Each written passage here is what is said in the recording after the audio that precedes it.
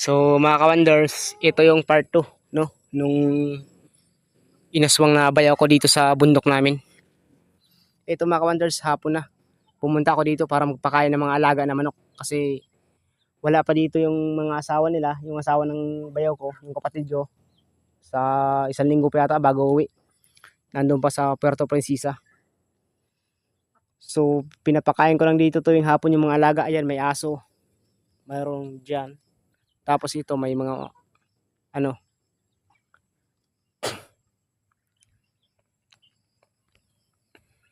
binitawan ko lang yan mga ka-wonders. Doon yan galing sa kabila. Nakakulong yan doon. Ang alaga. Binitawan lang kasi nga wala naman sila dito. Natakot na. Kaya imposible na mayroong sisiw dyan sa kahoy niyan at lilipad dito sa bubong. Dyan, galing doon sa may treehouse. Lilipad dito. Imposible kasi nga wala kaming sisiw na maliit. Yan. Imposible.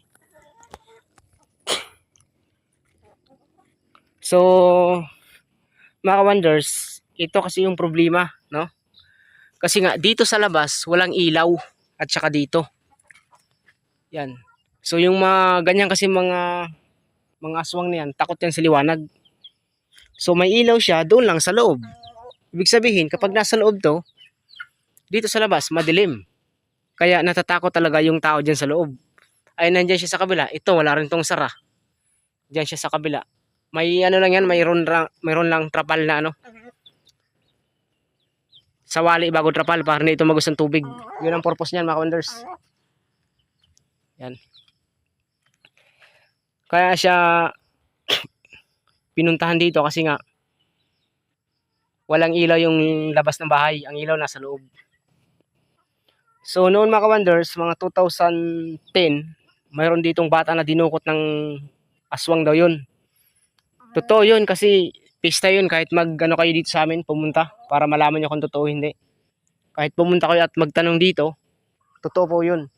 So nung taon na yun mga ka-wonders, 2010, dyan na kami nakatira sa bahay niyan. Kasi matagal na kami dyan eh.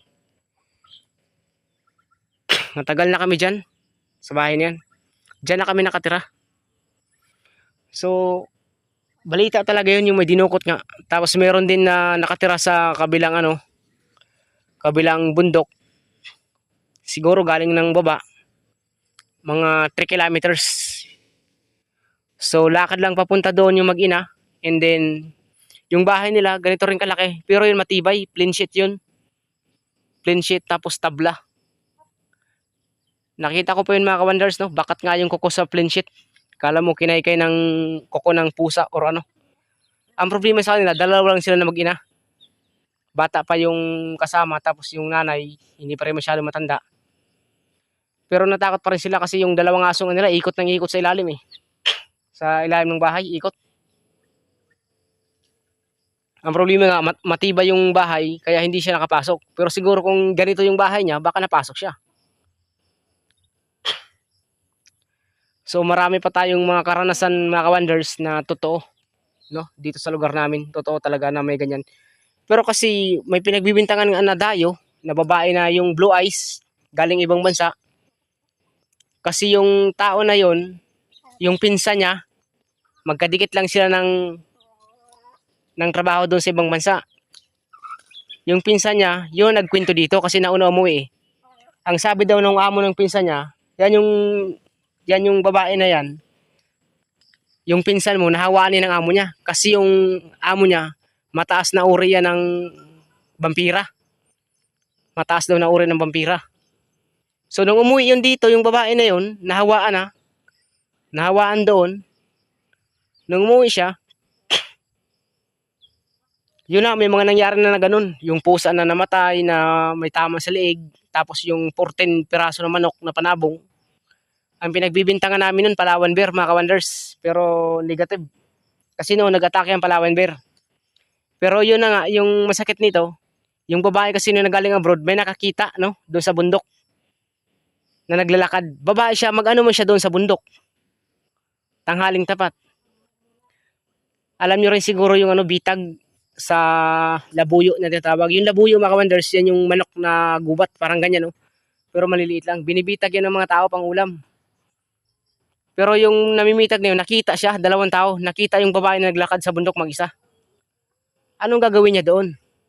Tapos nung umalis na yung babae na yun, nawala na rin yung ganung mga pangyayari. Kaya naisip namin na positive talaga. Although hindi man naaktuhan, pero yun pa lang yung nakita siya sa bundok na mag-isa. Kumbaga, questionable na yun. Bakit nandoon siya? So ito mga Wonders, kasalanan din to ng mga kapatid ko. Naisip ko lang ba na kung may ilaw sila sa labas, wala sanang problema. Ay wala silang ilaw sa labas eh. Ibundok to mga Wonders. Pwede mo silang takutin dito kasi wala silang ilaw sa labas. Ay ito yung bahay ng kapatid ko sa kabila. Ayan. Ganon din yan. Wala ring ilaw yan sa labas. Sinabihan ko rin niya na maglagay ng ilaw sa labas. Likod tsaka sa harap. Ayaw. O ngayon. Ano sila? Wala. Hindi na natutulog dito. Sa bundok. Although yung daanan dito papunta doon sa baba, hindi naman gubat. Karamihan ganito. Kasoy. Kasoy kasi ito eh. Kasuyan to eh. Pero yun na nga. Mga 15 minutes pa yung lakad mo. Bago mo marating yung unang bahay.